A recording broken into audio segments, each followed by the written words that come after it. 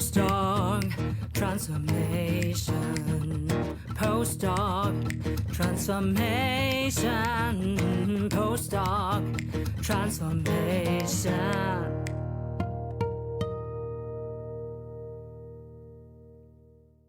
Are you an international early career scientist looking for a PhD program or postdoc position in Germany? Well, in this rare interview, I sit down with Privatdozentin Dr. Kristin Eichhorn, co-author of the book Ich bin Hanna, as she discusses the precarity in academic employment. From the hierarchical system in Germany to the struggles faced by postdocs, Kristin sheds light on the realities of being a researcher. Discover why she co-initiated a powerful campaign and how you can support the cause. But it's not just about academia. It's about how she leads her own students to develop critical thinking, societal change, and how she role models her passion to make a difference. Don't miss this eye-opening interview that will change your perspective on the research in Germany. Join us and be part of the movement by also following and supporting Dr. Kristin Eichhorn in social media as linked in the show notes. And now, let's go! Invest in your postdoc transformation. Welcome to the seasonal show for scientists leaping into business.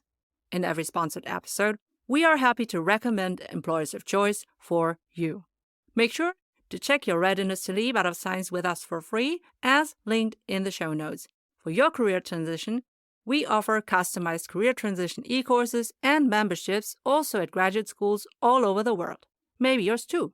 And if your university isn't yet our customer, enroll in your free email course for career transition made simple, as linked in the show notes. I'm your host, Professor Dr. Eleonore Soei-Winkels, with my team who is rooting for you. And let's build your postdoc transformation with this episode. Welcome to the Postdoc Transformation Show. I'm welcoming here today Privatdozentin Dr. Kristin Eichhorn. And I'm so honored because she is one of the co-authors of this book, which I'm holding here into the camera, Ich bin Hanna. And the other co-authors are Amrei Bar and Sebastian Kuban. And I will link to their resources as well in the show notes. But before we dive right into the updates of your campaign, Ich bin Hanna, to address precarity in academic employment, I'm really curious about you as a scientist. Welcome to the show, Privatdozentin Dr. Kristin Eichhorn. Hello, thank you for having me. My pleasure. Before we dive right in, I would like to learn more about your personality as a researcher. The number one question is, I said Privatdozentin. So when I look into your CV, you are currently a substitute professor. Can you please explain what that is for my international audience? Germany has this very hierarchical system where the professorship is basically the end of the career or the high point of your career. I'm sort of in between that. So when you do your postdoc and when you're qualified to become a professor, but you have to get to this level first. Sometimes there's a situation where a professorship is vacant because someone has left the job and they haven't had time to call someone new. So in this situation, you have a substitute. So this is the kind of position I'm in. I'm in a particular situation because I have to substitute for a very long time because this is a special situation, but usually you do this like for a semester or two. Now that we understand where your situation is within academia, I would love to understand, why are you a scientist? What is your research area? I'm a scientist in modern German literature, and it's very important to understand what modern means in this context because this term goes back to the late 1900s. So you have to understand that modern means basically everything from the 17th century until today. This is a very broad research area of German literature. I myself specialize mostly in 18th century literature. I've written my dissertation on the fable of the Enlightenment. I have another research area in the early 20th century. I have a journal on expressionism that I'd like to mention here. Oh, wow. I don't know a lot of scientists who have already, before becoming a professor, their own journal. So you're the editor, right? Yeah, I just started one.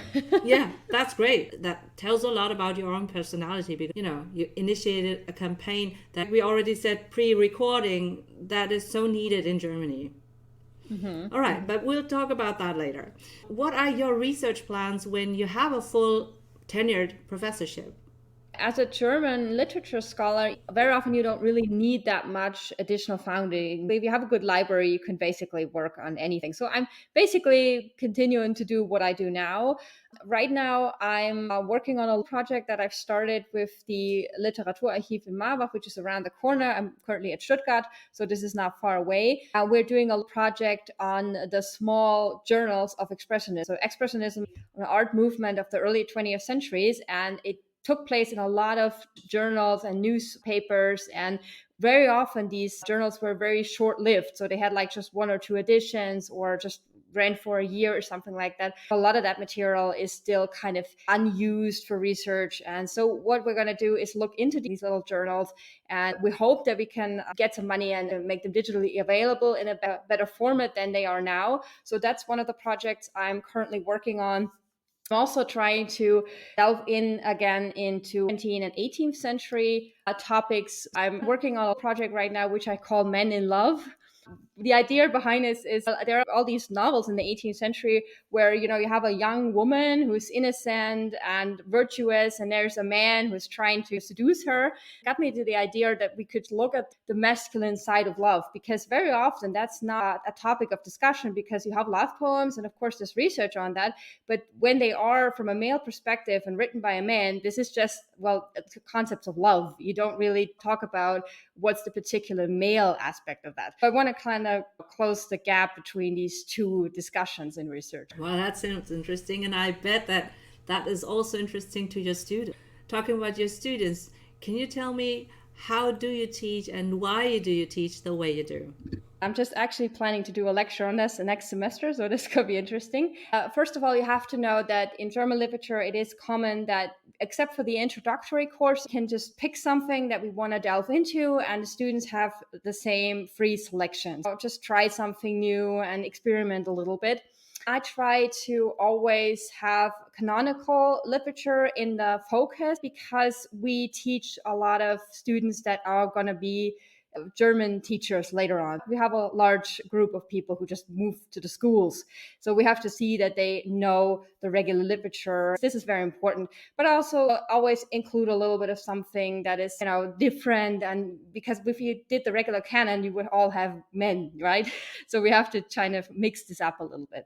So that's one thing I try to do. And right now at Stuttgart, I have the opportunity to teach a few courses that are special. Usually I lead a discussion. That's the regular format that we have. But right now, I have a few opportunities where I can coach people working on their own project. At the end of their master's degree, they can pick another subject that they haven't really had time to work through during their courses that they've taken, and individually pick that and then just, read it as them. And then we can have a little conversation at the end of the semester. So this is basically mixing up the regular structure a little bit. That's a lot of fun because they have so many different ideas. And it's also challenging because, of course, I don't know all of them. I'm not an expert in all of these fields. So it's very interesting just to bring forth the potential in students. So it's not always important that I am the expert in the field myself. Very often it's helping them become experts in the area that they like to work in. So that was great for me, taking the position of a student. So is there anything else that you want to seed in your own bachelor and master students beyond the script, beyond the whatever you teach? I think in general, we always aim for critical thinking so that people have the opportunity to find their own interest levels and be able to work up material, find their own ways, but also to analyze things critically. So I think that's an important skill, especially in the political setting that we have today. You would think that literature is basically irrelevant. That's actually not what it is, because what we do is you read these texts and you learn to analyze the meaning. And there are always important topics. Like, I'm in the 18th century, so you can say the 18th century is very far removed, but actually a lot of the discussions are very insightful. Now they can tell you that the way things are today, they don't have to be this way. In a different century, we looked at it from a different perspective. That you can take a different perspective is also, I think, a skill that students can take into their own lives. Absolutely agreed. That's also an outcome that will benefit every student that you will have. And once you have determined your readiness to leap and want to transition into business or industries, then you can enroll in your free email course with 10 actionable, bingeable email lessons until you start your job in business. You'll get 10 emails like this. Number 1, how to leap out of science. Number 2, how to build your sustainable LinkedIn profile. Number 3, how to read social media and network. Number 4, how to research your favorite jobs and employers. Number 5, how to do informational interviews to get insights. Number 6, how to create your customized applications with ChatGPT. Number 7, how to prepare your thesis from a business point of view. Number 8, how to apply to your favorite employers. Number 9, how to choose the right job offer. Number 10, how to prepare for your new job. All right, so now I would love to switch gears and to dive into the second topic that I already alluded to earlier. You are the co-author of several campaigns, and the current campaign is Ich bin Hanna. And just to give my audience a little bit more background information, Kristin gave an interview to Teresa Völker in March 2023 in her blog, Elephant in the Lab. And I will link to that blog article because it's so detailed and so accurate. But now that I have you on the show, I would love to have you summarize and add updates on Ich bin Hanna. Well, first of all, you have to know that Ich bin Hanna is originally a Twitter campaign that I've done with Amrei Bar and Sebastian Kubon.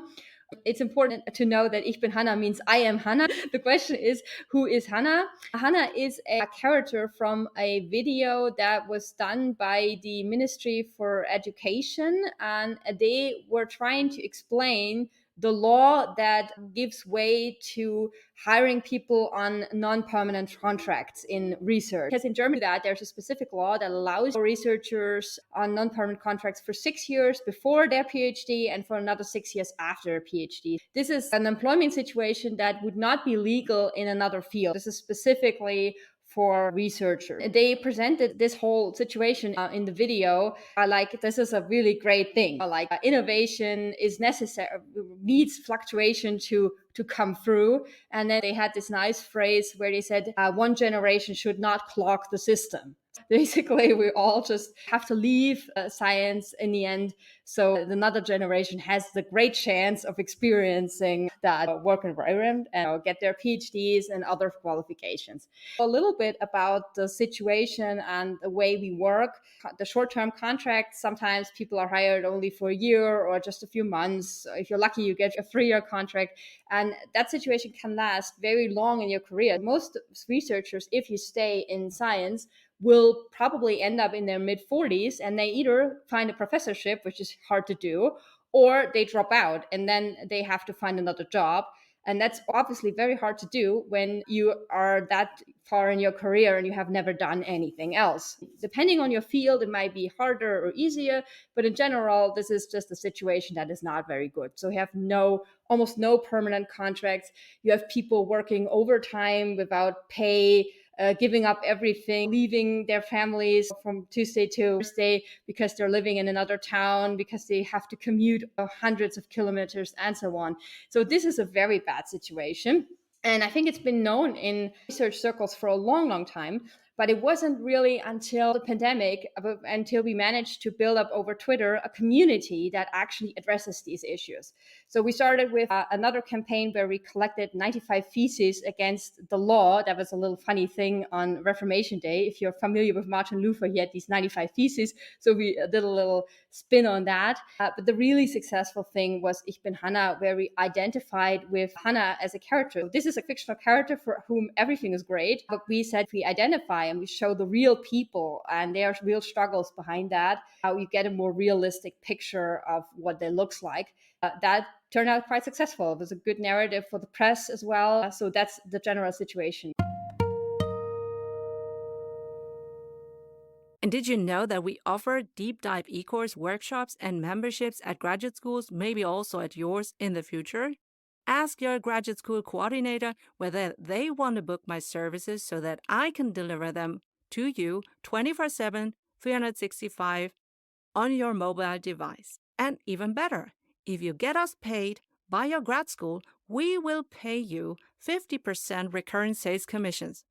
So you will earn money with us as we help you and your PhD besties to transition into business. we can build a postdoc transformation together.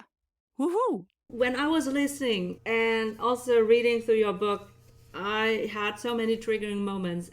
I'm probably 10 years older. Many memories, also bad memories, came up. And I know a lot of my professors who had this Zweitwohnung somewhere else. Monteurswohnung it's called. I saw many female professors not having children, even though they wanted. They even asked to babysit because they said that they would have loved to have children. And it breaks my heart to see so many people in their mid 40s to sort of like have to change gears in their careers, especially if they never wanted to be something else but to become a professor. But that's enough about my emotional turmoil when I was reading your book. What are your own upcoming events that you plan? I mean, you just had a recent event in Germany, and what else is on the plate? Basically, since the campaign started, we've been going around doing podcasts and interviews or discussions. So I'm going to have 2 discussions on a podium in January. So one will be in Paderborn on the 24th, and then I'm moving from there to Bielefeld on the 26th. So this is very convenient because these 2 cities are not that far apart.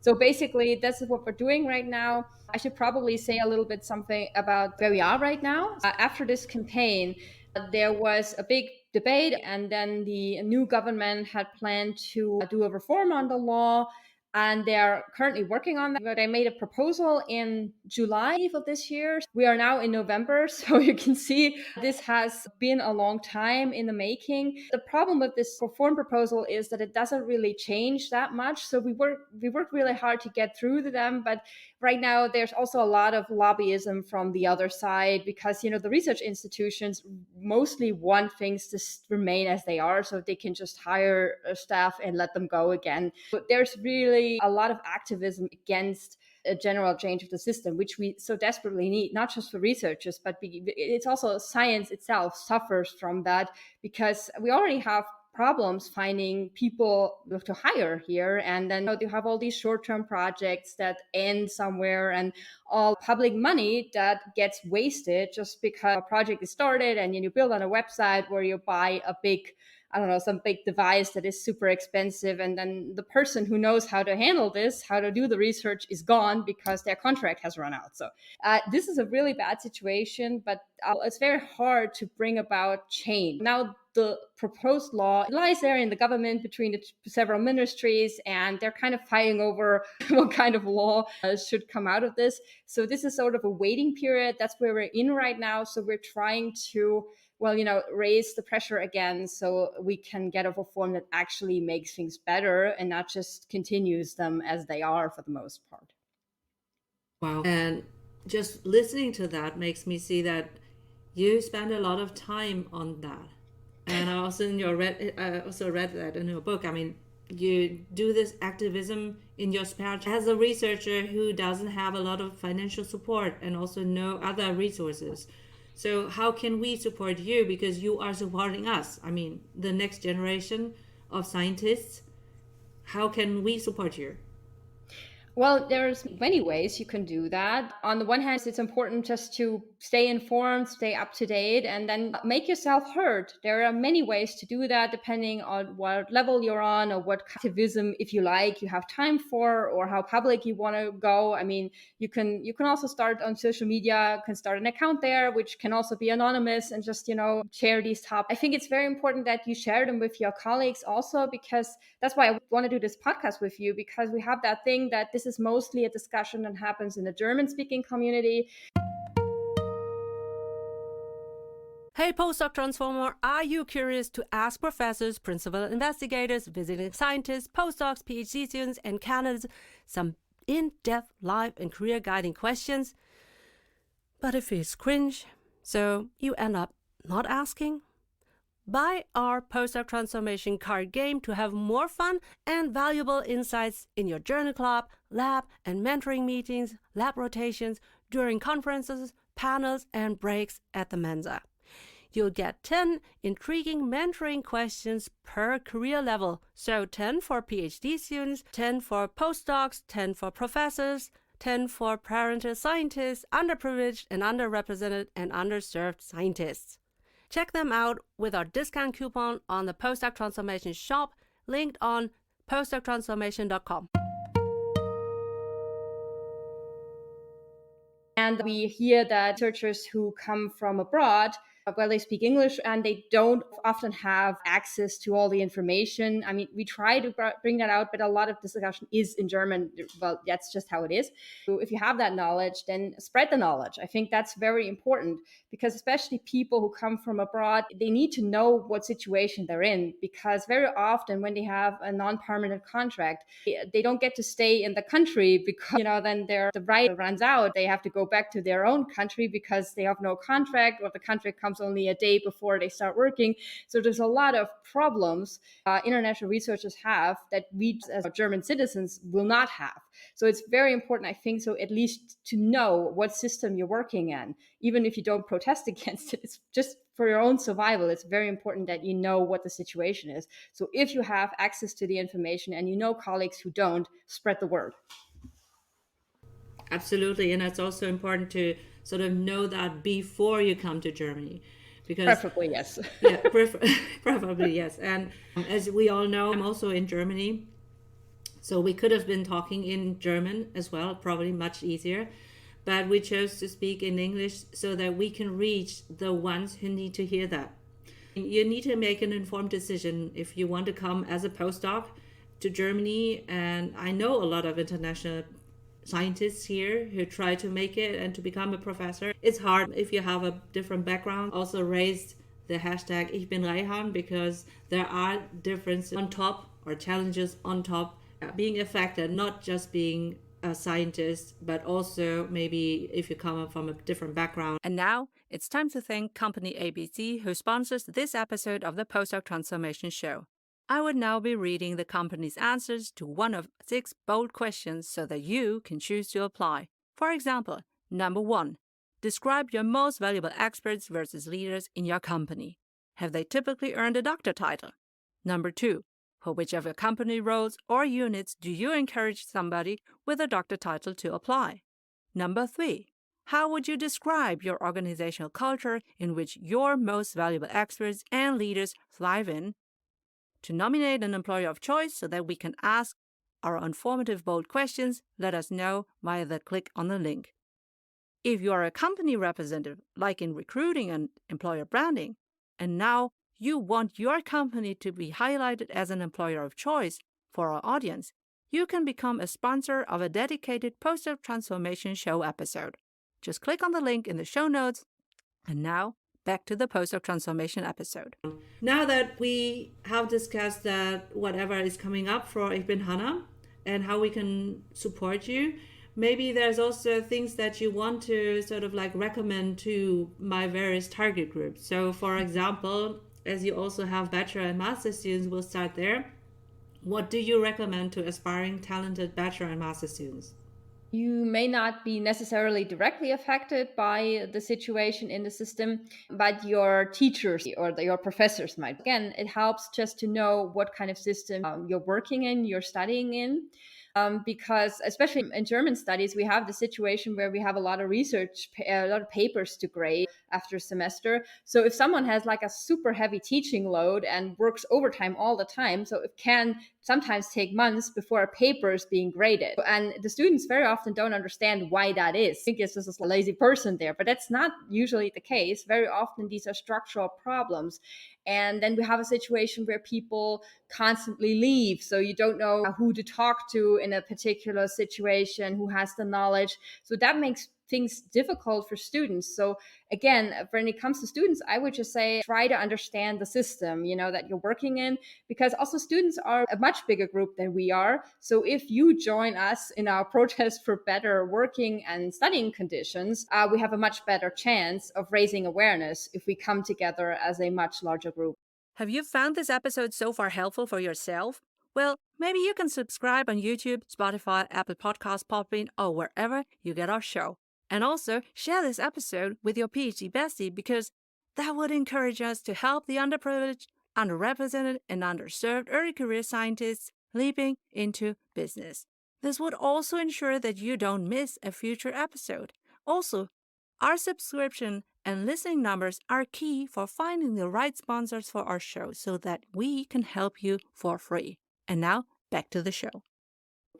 So, what can you recommend to current doctoral students? If you want to do your PhD, that's perfectly fine. So you don't necessarily have to worry that this will be the end of your career or something you have to drop out of the system before. But also, again, you should be aware of what you're getting into. We have a very hierarchical system, so make sure you know where you draw the line. Very often, you have a job as a PhD, you're going to end up with 50% pay and 100% work or something like that. There's a lot of ideology going on that tells you that is the way it needs to be done, and science is so special, and you have to take all that. It's very important. Be aware of these stories that are being told and just don't buy them. Make sure that you understand what it is you want out of the system, why you're doing it. And if you think that you want to do this and these conditions are reasonable, they work for you, then that's perfectly fine. But don't take up with everything. Just make sure you know where you draw the line. I think that's very important because you do have other options. Usually you are very qualified. Be aware of that. Don't let anyone tell you otherwise. Remember, you are a postdoc transformer. You are highly intelligent, well-educated, a bachelor, master, and maybe you have already your doctor under your belt, or you are a postdoc. You are internationally experienced, fluent in English, a leader and expert in your prior research field. You're resilient, brilliant in adaptation and problem solving. You are eager to bring in the transferable and monetizable skills needed in many companies to embrace the future and to become or remain an innovator in their markets. Okay, thank you. Now, let's move on to the last recommendation. What do you recommend to current postdocs? Well, current postdocs, that's the most difficult group to advise. I think most people will have understood what the system does or does not do for them at this point. So it depends kind of where you are in your career. You have to be aware that the longer you stay in research, the harder it will become to, get out or find a job elsewhere. So if you're still in the early stages, again, do the same thing as the PhD students. Think about what you want and how long you're going to do this. Just draw a line for you. Make a goal. You could probably say, well, if I don't have a permanent job at, 40, I'm going to drop out or something like that. Maybe sooner, probably sooner, but you should have like a goal for yourself. And also see if there are other options so you don't fall into nothing. This is also very important. So the longer you go on, the more trouble you will have.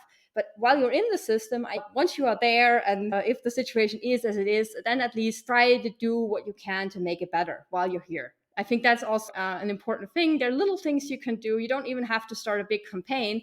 Sometimes it's just write a few posts on social media. That doesn't take a lot of time. Or, if you get to the level of running a group where you have to hire your own people, try not to suppress them. Do not carry on these narratives. Make sure that the people around you who work for you go home on the weekends and don't take their laptops with them.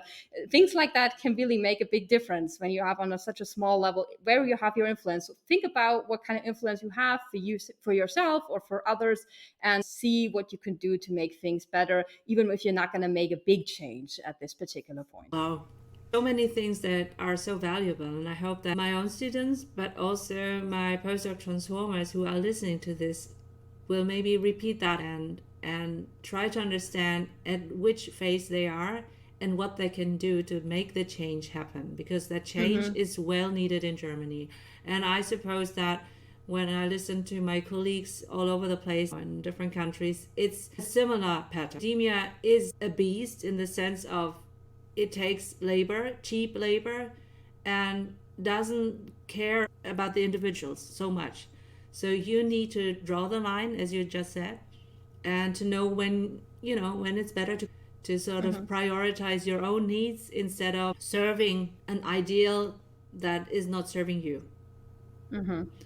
All right. Thank you so much, Privatdozentin Dr. Kristin Eichhorn. It was a pleasure to talk to you. I would love to have you as a professor, because when I was studying, I didn't have so many professors that were female, and I would have loved to have someone who is so realistic and not just up in the air in the ivory tower talking about things that are maybe relevant to her research, but not so much caring about my situation as a student. So I'm really thankful that you took the time to share your message of Ich bin Hannah, so I am Hannah, also for my English community. And I'll make sure that we will disseminate that all over the place.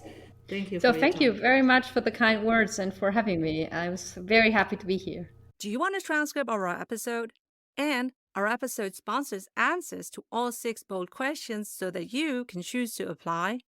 Do you want to nominate your potential employer of choice so that we can ask them our bold questions? For all of that, click on our links in our show notes and on our website www.PostdocTransformation.com.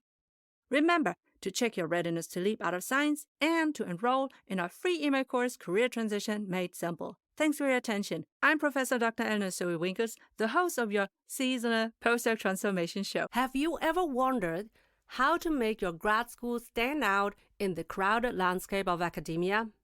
Do you aim to attract the best master students from all over the world to learn from and work with your professors so that your research remains globally recognized and well-funded? Do you wish to repel bad applications which aren't tailored towards your grad school's research profile?